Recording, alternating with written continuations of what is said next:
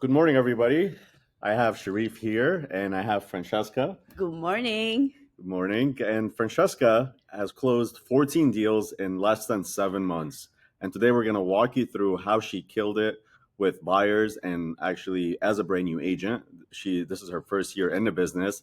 And we're going to walk you through some of her habits on daily basis and what she does to be able to be this successful. How you doing, Sharif? Good, good. How are you doing today? Good. Francesca, how are you? I'm doing great. I'm a little nervous. My first time on the podcast. So thanks for having me. Of course. Of course. So, Francesca, tell the people that are listening a little bit about yourself. What made you get into this business, and what was your background prior to that? So I have an accounting background. I also worked for a property management company for a couple of years. Coming into real estate, I thought this was going to be like a walk in the park.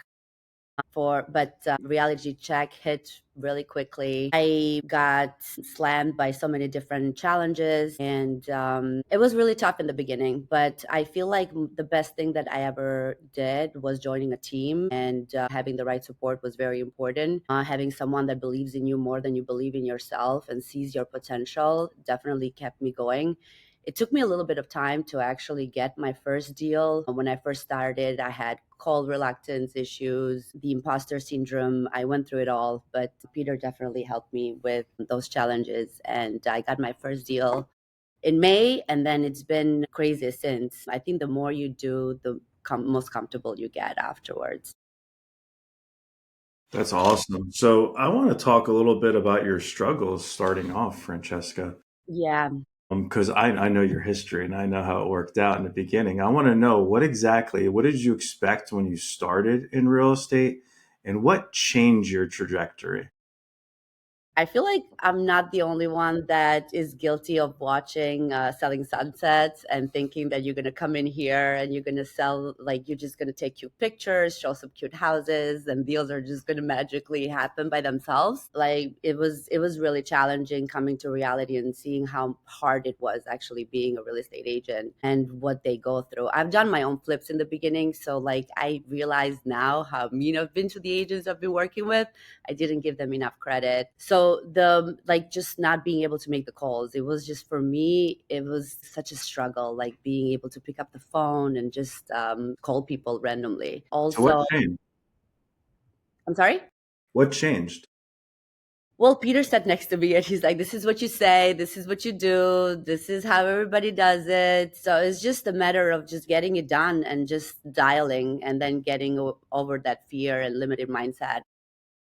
Nice. And how long did it take for you to get over that call reluctance? It took me a couple of months. I honestly still have it a little bit. I'm not gonna lie. I feel like, but it's different now because I feel like I have more experience. After you have a couple of deals done, then you feel more confidence and build more confidence. And I think that's what happened. And just being able to use my teammates' examples and taking them to appointments with me and helping me get out of those fears was really important.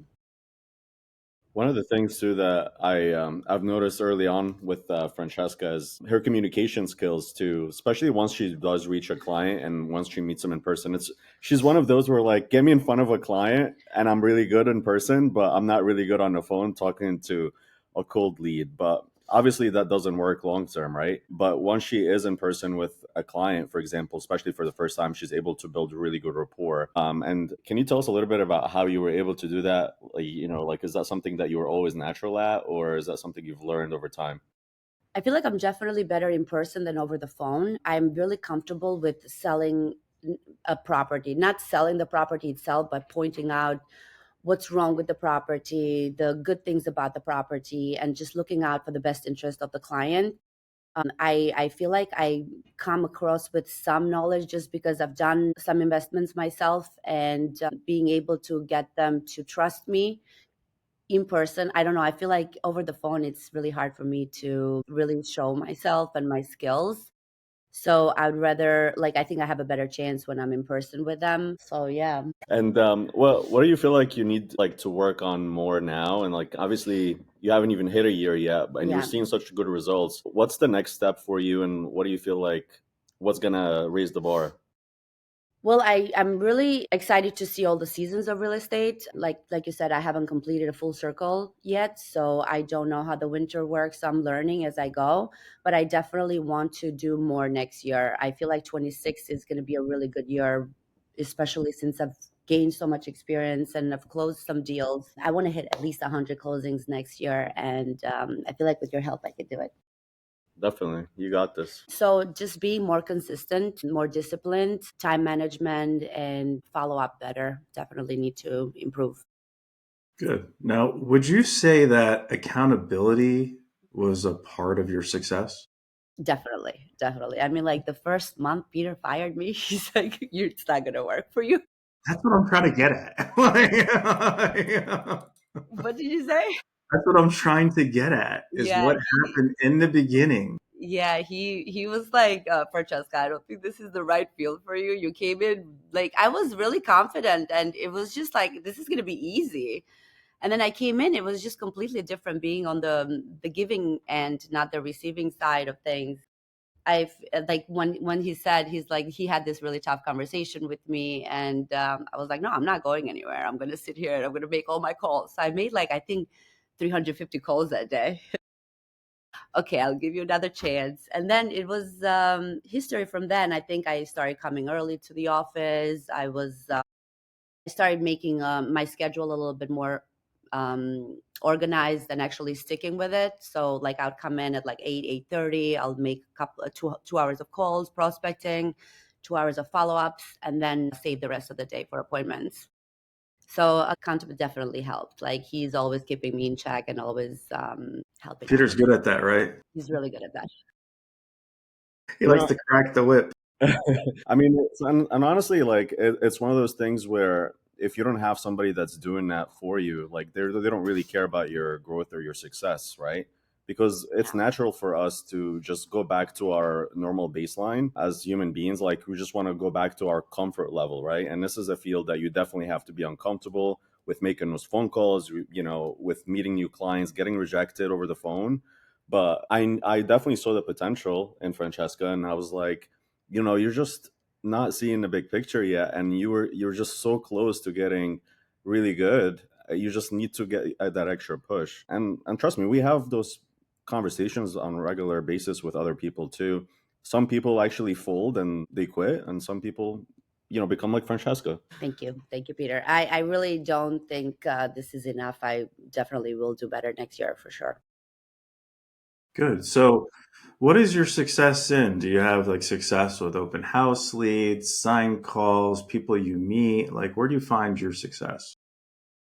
So the best lead source that I've worked with so far, it's been Zillow calls. I do get a lot of Zillow calls, and I think I have had a really good conversion rate with them. Yeah. I think so. And like I haven't really felt the need to have any other lead sources right now. I'm just working with Zillow leads. I have so many on my pipeline, and I think they're just I've had a good grip with like handling them and converting them. I feel like. Gotcha. So, take me through the life cycle of a Zillow lead when it first comes to you. Like, what happens exactly? So there is a couple of different Zillow leads. Obviously, the real touring leads come in. They request a showing for a property. Depending on the timing, I'll say yes, I'm available. I'll accept it, and then it automatically gets requested on showing time. 5 minutes in, I'll send a text message to the lead saying that I have received your inquiry. I'm waiting for the listing agent to respond and confirm the appointment. In the meantime, I want to do a little bit of research on the property so I'm like well informed. I feel like that first 5 minutes you have a conversation with the lead, it's going to show how much you know and if they actually want to meet you in person. So I like to read the seller's disclosure, look as much as possible about the property. So when I do call them and I either get the appointment confirmed or have to reschedule, now I'm going to have a phone conversation with them. I'm going to go over the property details. This is what I found. This is what's going on. I'll try to call the listing agent if possible, also to find out the status, if they have any offers currently, if, things like that. So after that, if the appointment gets confirmed, I'll obviously go and meet them. I always like to schedule additional showings at the same time. because I feel it's important to show multiple properties just so that you could get a better understanding of what they're looking for. I feel like with one property, you're not going to really know what they like, what they don't like. So taking them to different properties in the area, at least close by, it's also going to save time for you and for them, so you don't have to go out multiple times. I feel like in the beginning, I wasted a lot of time just showing them one house and then having to reschedule additional showings. I always like to go in 20 minutes before, open all the lights, check the property myself before the client comes in. So I know how to show the house and the best way and sell it better. Awesome. Obviously, if the appointment doesn't get confirmed, they're under contract or under attorney review, I'll call the lead, find out what they're looking for, and then try to find them additional homes so we could reschedule for something else. Perfect. So a lead comes in, real-time showing request, and you accept the lead. You send an immediate text message introducing yourself. What's in the body of that text? I introduced myself. This is Francesca. I'm from Stunning NJ Homes. I received your Zillow inquiry about such property. I've requested a showing. I'm waiting for the listing agent to confirm. I'll be looking forward to meeting you. I'll let you know as soon as it's confirmed. And then once it gets confirmed, that's when you actually reach out with a phone call. Probably sooner. I will try to reach the listing agent and say, hey, I just requested a showing. I know it's last minute. Do you think we could? Typically, Zillow leads are like the same day or the day after. So I'll reach out to the listing agent and find out if they can confirm it. And then I'll find out what the status of the property is. I'll look into the house and then I'll follow up with a call. Sometimes I'm on the road, I'm doing other showings. So it's a little bit difficult. But that's my steps. Send a text message right away so they know I'm working on it. So I don't want them to go and request something else or move on to the next thing. Got it. And something you said actually resonated with me. It's something that we always preach and tell our agents to do all the time. Everyone I actually speak to, I actually recommend this. And it's never show one property. It's always show multiple properties. Now, I see that you said that you do that the majority of the time. Now, where do you find the properties to show them? Are they just properties that you're just guessing that they want to see, or how are you deciding? So I decide on the properties based on the one that they inquired about. And obviously, I will confirm over the conversation that I'm going to have with them over the phone. Sometimes it happens on the fly. Like I'm like very close to the house. The Zillow lead comes in. So I'll just go on Zillow and I'll see what's around the area. And I see something that I could auto confirm, even if it's not what they're looking for exactly, then I'll get a better understanding of what they're looking for. And then I feel like it makes me look a little bit more prepared and like, oh, she has other listings in the area, or she knows the area a little bit, or she knows that there is other opportunities out there. So I feel like that's important to do because I really want to get a little bit more time with them just to understand their background, what their future goals are, what they're looking for. Buying a house is obviously a big investment, so I want to get to help them as best as I can. And the more I know about what they're looking for, the better it is for me to be able to filter properties in the future. I love that. So you're just gaming it so that you have more time with them. It Right. doesn't necessarily make a difference which properties you're actually looking. You're just looking for some in the actual area of the home that they requested, just to Mhm. spend more time to get more feedback from. It's genius. I love what you're doing. And as far as, your background from flipping or accounting or other aspects of your business, do you feel like how is that helping you with building rapport with your clients or closing on more deals right now? I really feel knowing your numbers is very important. Walking into a property that is going to need a lot of work with a buyer that is an FHA buyer, it's going to be really hard for them to be able to replace the boiler after they can barely afford the down payment. So I want to take them to the right property that they're not going to have issues moving forward once they actually do move into the house. Having an accounting background, I think helps me with working with investors because I do understand the cap rates, like how the numbers work and the rehab process. I will be able to tell you what the scope of work is going to look like and what the numbers are going to look like at the end of the day, if the deal is going to make sense or not. Working with investors, I mean, they don't have time. So I like to do a lot of the filtering for them. I typically go see houses myself. I'll run a scope of work and I'll tell them, This is exactly what he needs. This is how much it's going to take. I have a list of contractors ready to recommend. So in case they need to paint, they need to replace the floors, the walls, it's going to be really easy for me to give them 3 4 different actual estimates. Like the other day, I had a client, we just finished the inspection and I want to get things moving really quickly. So as soon as I got the inspection report, I sent the inspection report to my roofer. He was able to give me an actual estimate within an hour. So now when I request for inspection credits, I have the estimate in addition to the report ready to go so we don't waste time. I don't know if that answered your question. I feel like I No, wondered. for sure. I think it's just finding your own strength and using that as far as a value add. And that's something that you do really good at too.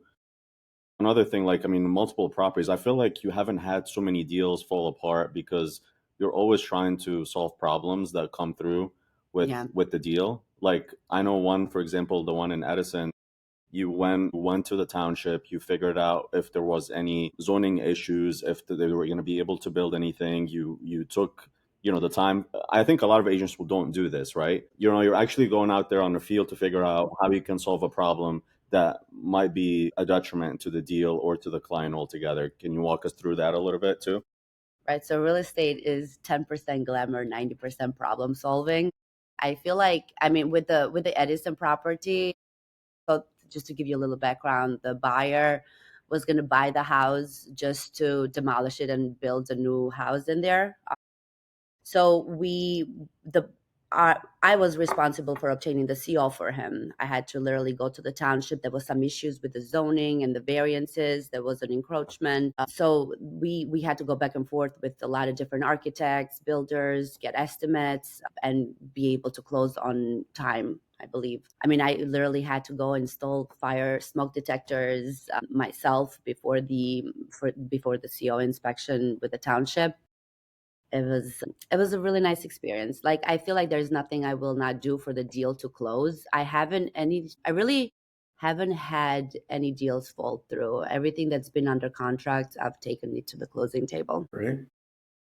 Yeah, and it's also something too before like even the deal gets accepted, right? Like, what do you do to make sure that you position your client's offer in the best position possible? That's like the most challenging part, I think, getting the offers accepted, especially. So, like I said, I don't have a full circle. Like right now, I feel like the market is shifting a little bit. Buyers are having better offer acceptance rates, but during the summer where you have the panic bidders and people are trying to get their kids to school, it was really hard. I've been working with buyers for months, probably submitting 10 offers, and it was really hard for our offers to get accepted, especially when you're going against a cash buyer.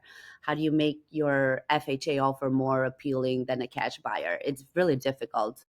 But I've had instances like another property in Edison where I had to convince my buyer to overbid 200K so we could get the property. One, we were going against cash offers. The property had literally 35 offers in it. So the way you structure the offer, like all the contingencies, the inspection contingencies, appraisal contingencies, trying to make sure the buyer understands what they need to do in order to get that property. And I want to make sure that I wouldn't recommend that they outbid so much if the property is not worth it, right? We obviously going to do a CMA before we even go in and submit an offer. We are going to look at what the market allows and what the houses are selling for. We are going to see, like, have exit strategies in place, right? Is it going to rent for the amount that the mortgage payment is going to be? Are you going to be able to get your money back at the end of the day? If life happens, right? Something happens, you're going to need to be able to recoup some of that money or most of it. So having that in mind, I think I've build some trust with some of my clients based on explaining them the risks and the benefits of submitting offers. Going over asking, but what I liked what you said there is something that I've told multiple people that they need to do because a lot of people don't do this. Everyone thinks a CMA is for sellers and not for buyers. The fact is, a market analysis is one of the most important things that you do as a real estate agent.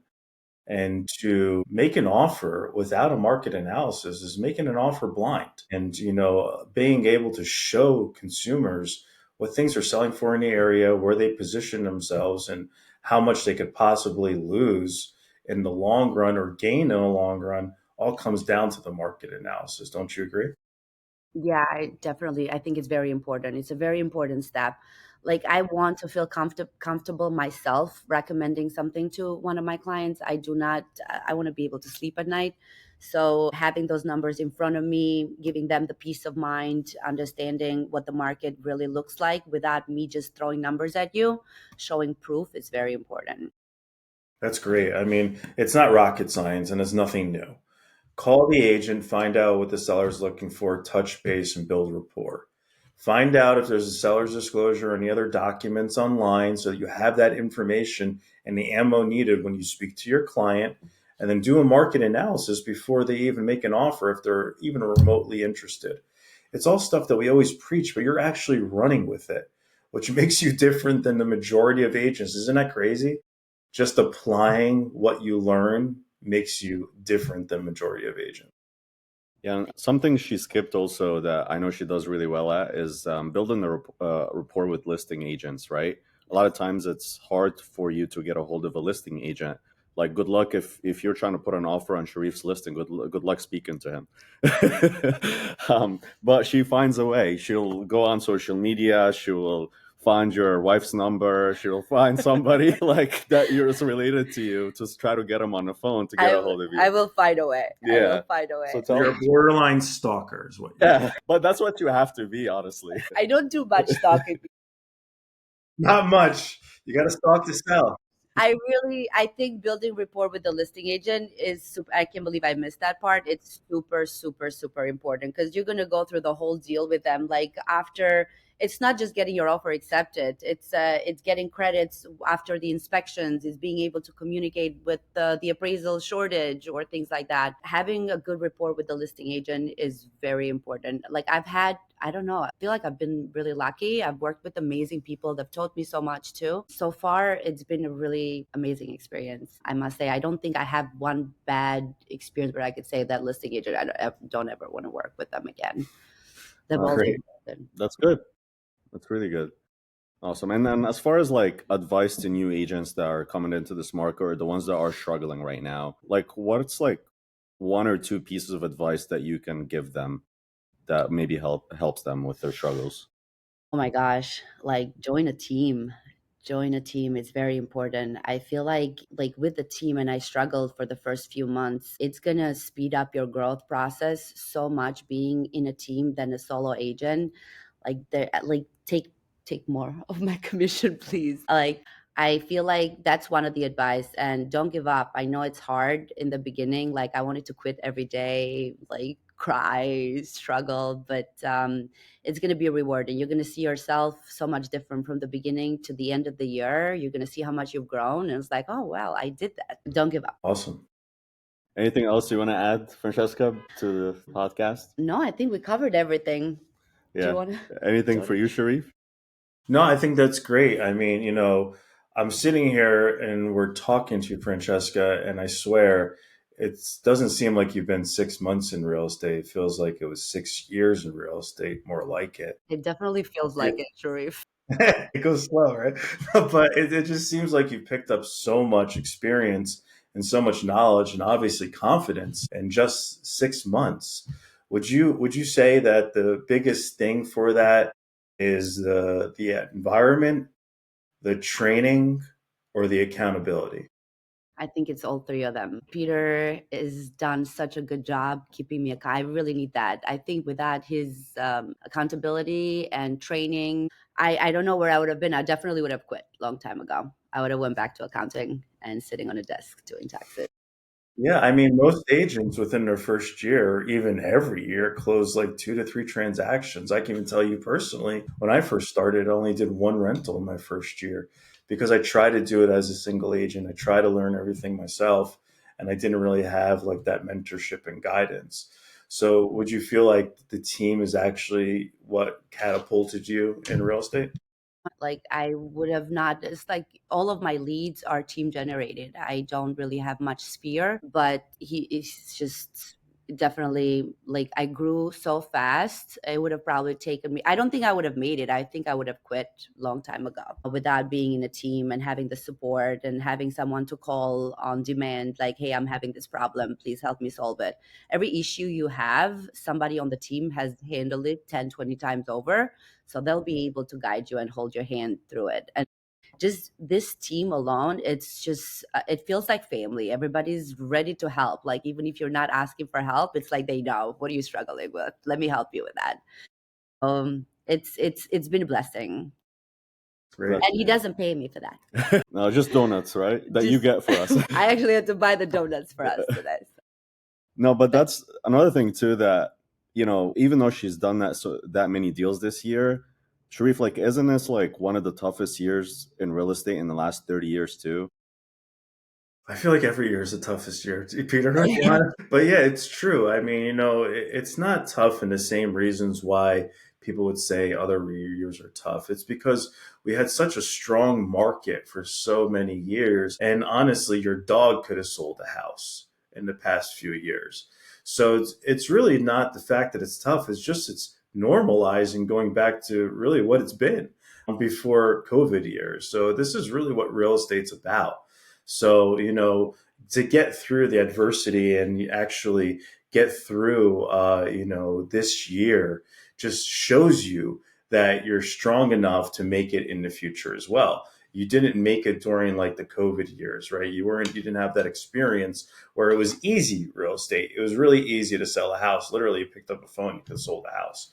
Now it's more about following up, making sure you position yourself correctly, providing value to your clients, which I see that you're doing on a high level, and just really bringing transactions from start to finish. So it's not the fact that it's just a very difficult year. I think it's normalizing from very easy years is what's going on.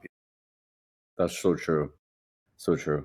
And I think next year is going to even be better. It has to. There's so much to be had. Like, I can't believe I've wasted so much time. Like, we literally have, I don't know, 100,000 leads in our database that we need to take advantage of. It's just a matter of being more organized, disciplined, and just getting things. I just feel like the more you do it, the faster you'll be able to close deals moving forward. So I really, like, I'm confident I'll be able to get 100 next year. Yeah, that's her goal. 26. 100 closings next year, to the point where Francesca told me, please stop giving me leads. I really do. Sometimes I tell him, I feel overwhelmed, especially in the beginning. It's just like learning the contracts, the negotiations. It was like a long process and really hard to grasp some things. So feeling overwhelmed was like for the majority of the part in the beginning, but Peter definitely helped with that. He knew when to speed it up and slow it down. Awesome.